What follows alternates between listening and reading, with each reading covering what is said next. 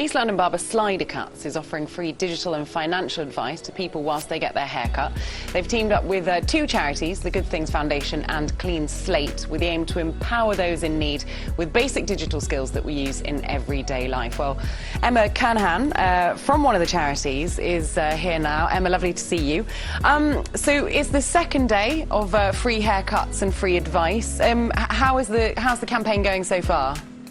Yeah, really well. It's such a pleasure to be working alongside SliderCuts.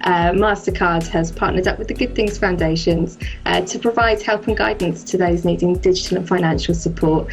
And Mastercard's research has shown that around a quarter of people feel more comfortable talking about their money in the barbershop, in the hair salon, in those sort of safe community spaces. And we know there's a big stigma around talking about money. About 30% of people say that they're really uncomfortable raising it.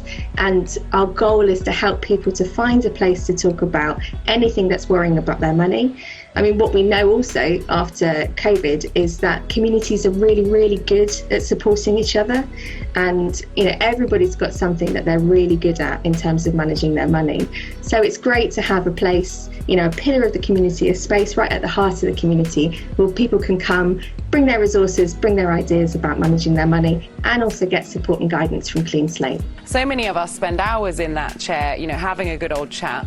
But this is slightly different in the sense that advice is being offered. What kind of advice are people receiving yesterday and also today? So what we do with everybody is something called the Money Health Check, which is a digital tool that we have, and it's 25 questions. And they're not personal questions. We're not going into sort of pounds and pence, but they are questions that we know provide a sort of structured way to begin talking about money. So they're general questions, things like, do you know how much is coming in every month and going out? Is it the same every month? Do you have access to the internet? Are you opening your post? Because we know that that's a really good sign sometimes that people have got worries about their money that they're trying to avoid. Do you open your emails regularly? Those kinds of questions.